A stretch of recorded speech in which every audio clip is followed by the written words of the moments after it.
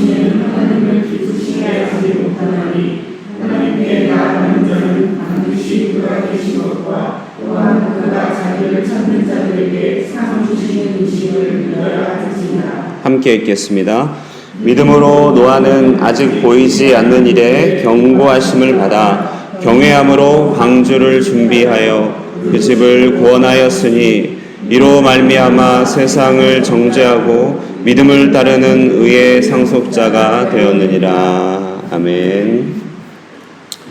오늘도 이 변화된 환경 가운데서 기도의 자리에 오신 여러분들 주님의 이름으로 환영합니다. 어제 또 수고들 많이 하신다고 피곤하실 텐데 이렇게 기도의 자리에 나와 계신 모습을 보니 정말 감사하고 또 기쁜 마음이 듭니다. 저도 비록 피곤하였지만 이렇게까지 기도에 나오시는 여러분들 앞에서 티를 전혀 낼 수가 없겠다 이런 생각이 듭니다. 여러분 참 믿음의 알맹이가 있으신 분들이라 여겨집니다. 익히 아시겠지만 호치민의 이 길들과 땅들은 시간이 가면 점점 아래로 침하합니다. 길뿐 아니라 건물들도 침하하고 가라앉게 되죠. 시간이 가면은 땅이 가라앉아 있습니다. 호치민 이곳 터전은 아무리 땅을 파도 어지간하면 견고한 지반이 나오지 않는다고 합니다. 한참을 파들어가도 흙덩이가 있기 때문에 무거운 건물을 세우기가 너무 약한 땅인 것이죠. 그래서 높은 건물을 지을 때나 큰 건물을 지을 때면 땅에다가 아주 많은 양의 철심 같은 것을 세로로 박는다고 합니다. 무게에 비례해서 강도를 유지하기 위하여 철심을 깊이 박아서 땅에 먼저 기둥을 놓고 터전을 닦은 다음에 건물을 짓는다고 합니다. 우리가 이 보이는 땅이 튼튼해 보여도 연약하다는 것이죠. 무르다는 것이죠. 무르다와 강하다. 알맹이가 있다, 없다. 주님은 우리의 삶을 든든한 반석 위에 세우라고 하였습니다. 우리 주님께서 호치민에 살아계셨다면은 분명히 땅을 든든하게 해나갈 깊은 철심을 심어라 이렇게 얘기하셨을 것입니다. 든든한 반석은 우리의 미래죠. 또 우리의 높이가 될 수 있습니다. 땅이 무르면 건물이 머지않아 균열이 생기고 무너지게 됩니다. 그렇기 때문에 반석이 너무 중요하죠. 히브리서는 우리의 이 삶이 무르지 않고 단단한 바닥 위에 세우기를 바라면서 오늘 그것에 대한 이야기를 나누는데 믿음이라고 하는 바로 그 든든한 바닥을 소개하고 있습니다. 자, 여러분 지금까지 우리는 히브리서를 통하여서 더 나은 예배를 붙들어야 될 이유들 그리고 그것을 지키고 견고하게 가져가야 될 여러 이유들에 대해서 묵상하게 됐습니다. 그렇기 때문에 더 이상 뒤로 물러가지 말고 앞으로 나아가야 된다. 히브리서 저자는 얘기하고 있죠. 그리스도 안에서 주어진 유일하고 최종적인 은혜의 대안을 소중히 여기고 거기에서 이탈하여서 뒤로 가지 말라고 하는 강력한 말씀을 우리는 받게 되었습니다. 자, 이처럼 뒤로 물러서지 않고 가장 소중하고 또 가장 최종적이고 가장 정확한 은혜의 길을 분명히 붙들고 확신하면서 열매를 맺어가면서 사는 삶, 전진해 나가는 삶을 무엇이라고 하는가? 그것이 바로 믿음이라고 하는 것입니다. 믿음. 자, 믿음입니다. 하나님의 시간표가 구약에서 새 언약으로 바뀌었습니다. 더 이상 헛되고 무익한 종교의 실천이 아니라 거기에 매인 인간적인 애착도 극복하고 그리스도 안에서 참 예배와 공동체를 창조해 가라는 1장에서 10장까지의 모든 이야기를 한 단어로 엑기스로 뭉치면 그것이 믿음이라고 하는 것입니다. 믿음입니다. 정말 웅장한 논리로 우리에게 믿음을 소개하고 있습니다. 우리는 이렇게 소개된 믿음에 대해서 얼마나 내실 있고 또 얼마나 참되게 믿음을 붙들고 있는지 우리가 반드시 점검해야 한다는 것입니다. 자, 그래서 오늘 이 믿음에 대해서 생각할 때 믿음이라고 하는 것은 많은 사람들과 우리 주변에 있는 뭇 사람들 자녀들에게 그거 봐, 내 말이 맞지라고 분명히 말할 수 있는 강한 확신과 삶의 철학이 있는 삶을 믿음의 삶이라고 얘기합니다. 그거 봐, 내 말이 맞잖아. 이 길이 분명해라고 말할 수 있는 강한 확신과 삶의 철학이 있는 삶, 이것이 바로 믿음의 삶입니다. 1장에서 10장의 결과로 소개된 이 믿음은 구호나 억지로 참는 것이 아니었습니다. 바라는 것들의 실상이고 보이지 않는 것의 증거라고 말합니다. 우리 1절 말씀 한번 읽어보도록 하겠습니다. 시작. 믿음은 바라는 것들의 실상이요 보이지 않는 것들의 증거니. 오늘의 1절은요 너무 전형적인 히브리식 병행법으로 믿음을 소개하고 있습니다. 믿음은 뭐냐라고 소개할 때 두 가지 비슷한 얘기를 중첩하여서 놓고 믿음의 실체를 설명하는 것이죠. 자, 믿음은 바라는 것과 보이지 않는 것과 관계된 것이죠. 자, 바라는 것, 보이지 않는 것, 이 두 가지 다 뭐냐면 공통적으로 지금 소유한 것은 아닙니다. 지금 소유한 것은 아닙니다. 내 손에 들고 있는 것은 아닙니다. 그러나 마음으로 품고 바라면서 바라보는 것입니다. 그래서 어떻게 보면 좀 미래적이죠. 그러나 우리 마음에 품고 있기 때문에 현재적이기는 합니다. 이 두 단어, 바라는 것과 보이지 않는 것, 이 두 단어를 합쳐서 우리에게 익숙한 말로 바꾸면 그것을 소망이다라고 얘기하죠. 희망이다라고 얘기합니다. 내 생각, 내 꿈이 아니라 하나님께서 내게 보여준 대로의 설계, 그게 희망이죠. 예배당 이전의 과정을 거치다 보니까요, 지금 많은 결과물들이 나왔습니다. 벽면은 이런 모양으로 나오고, 천장은 이런 모양으로 나오고, 또 내부는 이런 모양으로 나온다. 이런 모든 결과물들은요, 여러분, 그런데 어디에서부터 시작됩니까? 그것은 우리의 논의와 우리의 생각 가운데서 시작됩니다. 우리의 마음에 품은 것과 생각이 전혀 드러난 것이 아니지만 시간과 함께 더불어 갈 때 현실이 되어가는 것이죠. 그렇기 때문에 이 보이지 않는 것, 바라는 것은 지금 우리 삶 가운데 품어지게 된 하나님의 소망이고 하나님의 설계입니다. 아직은 구체적인 현실이 되지 않았지만 시간과 더불어서 나타나게 된 하나님 나라의 실체인 것이죠. 자, 이 실체는요, 바라는 것의 실상이다라고 얘기합니다. 어려운 말인데 바라는 것의 알맹이라고 얘기하죠. 그리고 이 바라는 것의 알맹이며 이것은 또한 보이지 않는 것의 증거라고 얘기합니다. 여기 이 증거라고 하는 말은 원어로 보면 엘렌코스라고 합니다. 그런데 이 엘렌코스라고 하는 말에서 엘렌틱스라고 하는 학문이 나왔습니다. 그러면 이 엘렌틱스라고 하는 학문은 뭐냐면 변증학이라고 번역이 됩니다. 변증학. 그러니까 세상 가운데서 그것 봐, 이것이 맞잖아 라고 설득하고 세상을 책망하는 학문, 이걸 변증학이라고 하는데요. 자, 오늘 그 변증이라고 하는 말에 원어를 사용하고 있는 것이 증거라는 말로 표현되고 있습니다. 그러므로 믿음은 결국 뭐냐?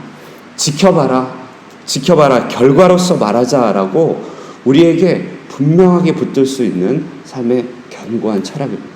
여러분 삶의 주변 사람을 향하여서 한번 지켜봐, 결과로 말하자, 이렇게 말할 수 있는 내 삶의 알맹이가 있습니까? 내 자녀들이나 내 주변의 사람들에게 한번 지켜보자니까 결과로 한번 얘기해보자 라고 말할 수 있도록 하는 우리의 삶의 알맹이가 있습니까? 이렇게 알맹이가 있는 사람, 그건 아니야, 이게 맞아 라고 분명히 맞다고 말할 수 있는 내 삶 속에 단단한 것이 있는 사람, 이것이 바로 우리는 흔히 말할 때 철학이 있는 삶이라 이렇게 얘기합니다. 그래서 기독교인이 된다고 하는 것, 그것은 바로 믿음의 사람이 된다고 하는 것, 그것은 좋은 사람이 되는 것이 아니라 삶의 뼈대와 단단한 줄기가 있는 사람이 되는 것이다. 오늘 본문이 우리에게 강조해서 얘기하고 있습니다. 자, 이런 삶이 하나님을 기쁘게 한다고 오늘 6절에서 얘기하고 있죠. 6절 말씀 읽어보도록 하겠습니다. 시작. 믿음이 없이는 하나님을 기쁘시게 하지 못하나니 하나님께 나아가는 자는 반드시 그가 계신 것과 그가 자기를 찾는 자들에게 상 주시는 이심을 믿어야 할지니라. 예. 오늘 이 실상이라고 하는 단어, 이 증거라고 하는 단어를 통하여 내 삶의 믿음의 상태를 한번 점검해 보는 것이 오늘 본문의 묵상의 목표라고 할 수 있습니다. 우리는 내 삶을 쌓아 올릴 만큼 견고한 바닥이 있는가? 쌓아 올린 것 같지만 시간이 가면 점점 심화되는 무른 믿음을 가지고 있지는 않는가? 내 삶에 정말 확신 있고 견고한 알맹이가 있어. 그것 봐라. 이 길이 맞지 않느냐라고 말할 수 있는 분명한 삶의 철학이 있는가? 나는 철학 있는 삶이 있어. 나는 철학이 있는 삶을 살아라고 말할 수 있는 확신을 가지고 있는가? 이것이 오늘 본문의 1절이 우리에게 도전하고 있는 바입니다. 도전하고 있는 바. 그래서 오늘 아침에 결단하고 점검할 수 있기를 바랍니다. 내 믿음이 너무 무르다면 그래, 견고한 믿음의 사람으로 살아가야겠다. 내 삶의 알맹이를 가지고 사람들에게 나중에 결과로서 지켜보자라고 말할 수 있는 담대한 확신의 사람이 되어야겠다라고 결단할 수 있는 이 아침이 되기를 주님의 이름으로 축복합니다. 자, 그러면 이런 믿음에 있는 삶이 얼마나 중요하고 내 삶에 주는 영향은 무엇인가? 자, 첫 번째요. 알맹이가 있는 이런 실체 있는 믿음은요, 연락받는 예배를 세우는 예배 강도를 좌우합니다. 오늘 4절 말씀이죠. 한번 읽겠습니다. 4절입니다. 시작. 믿음으로 아벨은 가인보다 더 나은 제사를 하나님께 드림으로 의로운 자라 하시는 증거를 얻었으니 하나님이 그 예물에 대하여 증언하심이라. 그가 죽었으나 그 믿음으로써 지금도 말하느니라. 아멘. 자, 이런 알맹이 있는 견고한 믿음은 우리의 예배를 세우는 강도가 됩니다. 우리가 잘 아시겠지만 아벨은 가인과 짝하여 등장한 인물이죠. 둘 모두 예배를 드렸습니다만 가인의 예배는 하나님의 임재를 견디지 못한 예배를 드렸던 것이죠. 여러분, 정말 우리의 예배가 하나님의 임재가 누적되어 간다는 사실을 여러분 아십니까? 우리의 예배는 우리의 어떠함을 항상 드러내줍니다. 우리의 예배는 하나님 앞에 우리의 삶이 연락되느냐 그렇지 않느냐를 늘 결정해주는 일종의 하나님의 시험대가 되는 것이죠. 믿음이 있는 사람은 예배의 강도가 점점 강해져 갑니다. 그리고 예배의 삶이 더욱더 풍성해집니다. 저는 오늘 아침에 여러분이 이렇게 앞쪽에 앉아서 함께 찬양하고 예배하는데 이렇게 변화된 상황 속에서도 예배 자리를 찾으신 여러분들 보면서 예배 강도가 강하다, 점점 강해진다, 이런 것들 느끼게 됩니다. 우리가 부르는 아침의 찬송이 얼마나 은혜로운지요. 그리고 힘겨운 중에 드리는 예배가 얼마나 복된지요. 포기치 않는 예배의 삶이 우리의 예배를 더욱더 풍성하게 하고 이 풍성한 예배가 하나님 앞에 우리의 삶을 연락받게 한다는 것이죠. 우리의 믿음의 실체는 이처럼 예배를 세우는 예배의 강도가 된다는 것입니다. 시간이 갈수록 예배가 더 즐거워지는 것입니다. 시간이 갈수록 예배가 더 사모해집니다. 시간이 갈수록 예배가 더 풍성해집니다. 그러나 가인은 그렇지 않았습니다. 그의 삶에 믿음의 강도가 없었기 때문에 예배는 그에게 부담이었고 무게였던 것이죠. 견고한 믿음, 알맹이가 있는 실체 있는 믿음은 예배를 세우는 강도가 된다.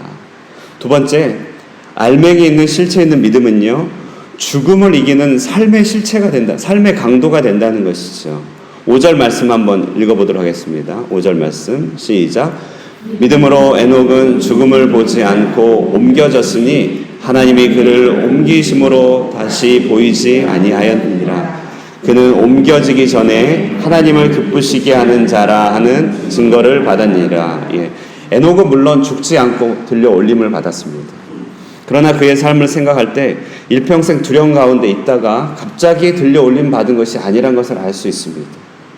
에녹이라는 인물은 구약의 사람들에게 매우 중요한 인물이었는데요. 심지어 에녹의 이름으로 된 외경이 있을 정도입니다. 에녹은 노아 시대의 선지자로서 등장하게 됩니다. 노아 그 앞 시대예요. 그래서 히브리 사람들은 에녹을 선지자로 이해하고 있습니다. 그런데 에녹의 삶이 죽음을 보지 않고 옮겨졌다는 것의 삶의 실체가 무엇인지를 드러내기 위하여 열왕기서에서는 엘리야를 사례로 설명하고 있죠. 엘리야는 우상 숭배가 만연하는 시대 가운데 살아가면서 하나님의 진리를 증거한 사람이었습니다.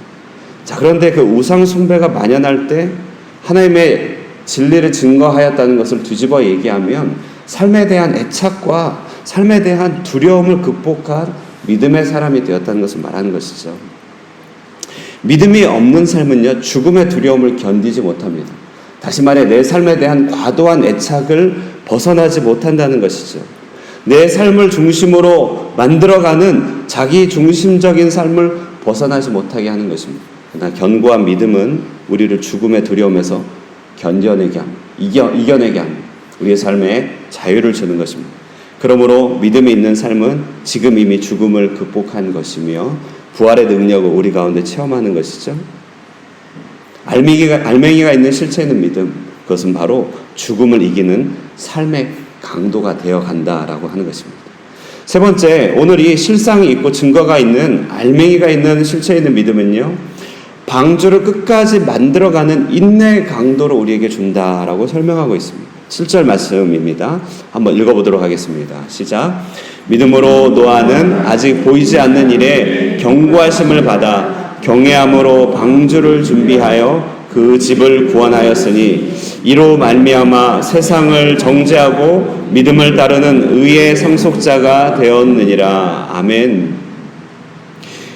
여기 호치민에도 그런 일이 있겠지만 중국에도 종종 있는 일인데요. 기획이 크고 원대하여 건물을 세워 뼈대를 웅장하고 크게 만들어내는 건물들이 있습니다. 그러나 시간이 가면서 그것을 다 채우지 못하고 흉물스러운 골조만 남겨놓은 건물들이 여기저기 많이 있습니다. 그들의 계획이 시간을 이겨내지 못한 것이죠. 알맹이 있는 믿음이 얼마나 중요한 것이냐면 우리로 하여금 시간을 이겨내게 하기 때문에 그렇습니다. 잠깐 동안에 하나님을 섬기는 것 가능한 일입니다. 잠깐 동안에 교회를 위하여 충성하고 함께 힘을 모으는 것은 그래도 가능한 일입니다. 정말 중요한 것은 시간을 견뎌내는 것이죠. 우리에게 주어진 많은 시간들을 견뎌내며 마침내 하나님께서 기뻐하시는 한 방주를 만들 수 있느냐? 그것은 우리 안에 있는 믿음이 얼마나 알맹이가 있느냐? 그거에 따라서 달라진다는 것입니다. 노아는 아시다시피 수많은 시간들 가운데 많은 반대와 조롱을 불구하고 그는 방주를 마침내 예비하여 이 땅에 있는 암수 동물을 다 실어냈습니다. 우리에게 하나님께서 기대하고 요구하시는 것들 이런 것이죠. 이 세상을 다 품을 수 있는 그런 방주를 만들어내는 것입니다. 그러나 방주를 만들어내는 것은 단지 기술이 아니라 시간을 견뎌내는 인내인 것입니다. 믿음이 우리에게 이와 같이 시간을 견뎌내게 한다는 것입니다. 자, 그러므로 우리 믿음의 삶의 철학을 되돌아보면 좋겠습니다. 믿음은 실상입니다. 알맹이입니다. 믿음은 증거입니다. 이 세상 보고 봐라, 이 길이 맞다라고 증거하는 분명하고 확신 있는 그런 자신감입니다. 오늘 이 아침에 우리가 함께 기도하면서요, 히브리서 1장에서 10장까지 연결되어 있는 이 웅장한 설득을 우리 마음에 받아들이고 우리의 믿음의 강도를 한번 점검해보며 우리가 더 이상 침하되지 않는 견고한 믿음의 강도를 가지고 살기로 다짐하고 사모할 수 있는 그런 복된 아침이 되기를 주님의 이름으로 축원드립니다.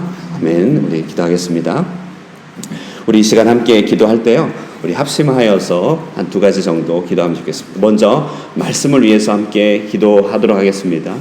믿음은 바라는 것들의 실상이요 보이지 않는 것들의 증거라고 하였습니다. 지금 당장 드러난 것은 아닙니다.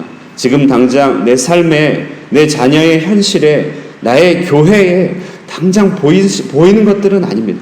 그러나 하나님께서 약속으로 그의 임재로 주님의 말씀으로 주님의 뜻으로 우리 마음에 착상시켜 놓으신 것입니다. 우리 마음에 그 설계를 보이셨습니다. 때가 되면 드러내게 될 것입니다. 믿음은 그것을 붙들고 살아가는 힘입니다. 우리에게 이 견고한 믿음을 허락하여 주시고 사랑하는 우리 지체들에게 이 견고한 믿음의 알맹이를 다 주셔서 지금 내 손에 아무것도 없는 것 같지만 모든 것을 가진 그런 믿음의 확신 있는 자로서 이 땅 가운데 살아갈 수 있게 하여 달라고 우리 다 함께 먼저 말씀을 생각하며 기도하도록 하겠습니다.